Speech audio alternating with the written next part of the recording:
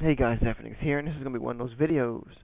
So before, I already can tell you can see what's there. So before you go posting Trade Brotherhood members and PlayStation whatever's, listen to the whole thing. This video is not an attack on PlayStation 3 or Sony whatsoever. It's just my opinion and or fears. And to be honest with you, um, attacks would actually assist in basically saying, hey, maybe I'm right.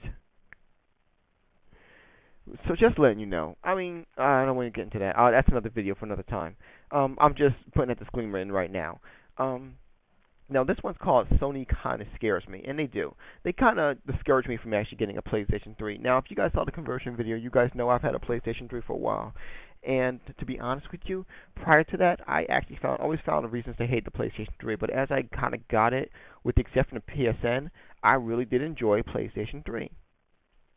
Now, here's the thing with that. I played a lot of demos, basically, and some full games, and you also know that I'm a big sucker for Little Big Planet. So, here's the thing.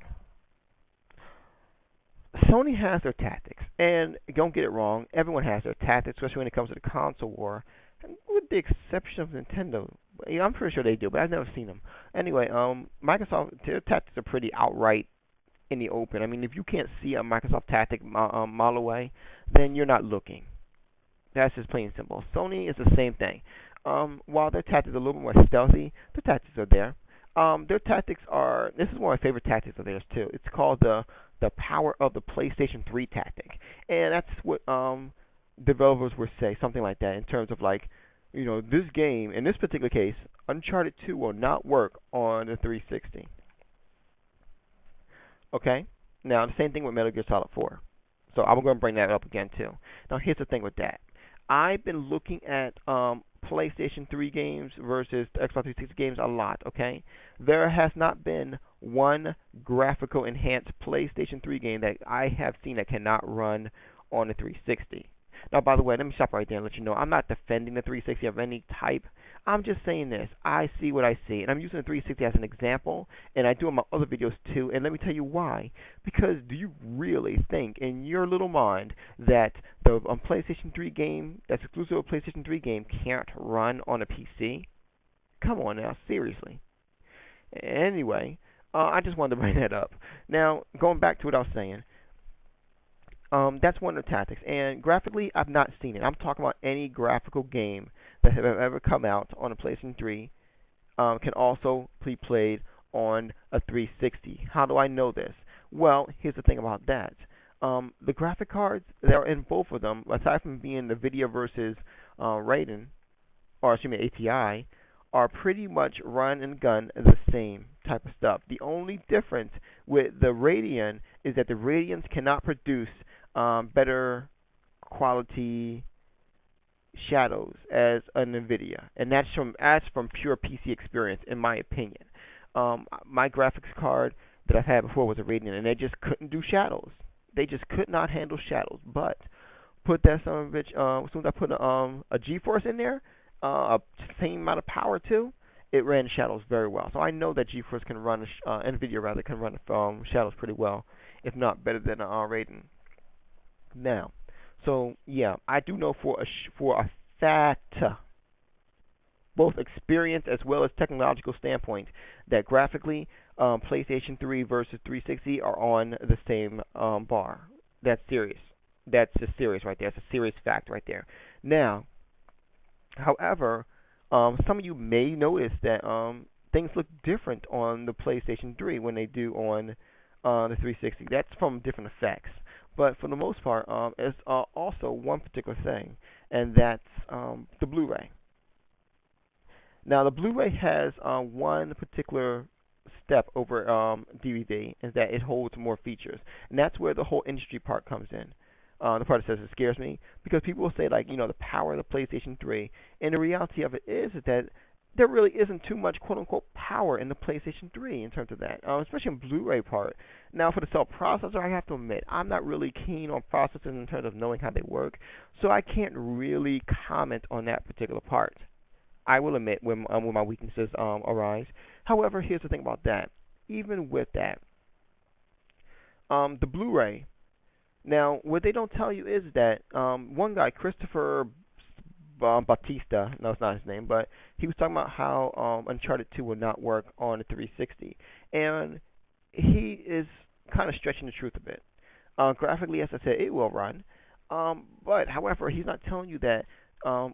He said that the reason why is because they filled up the Blu-ray 100%. But what he's not telling you is that everything is uncompressed and uncoded, meaning that everything is raw.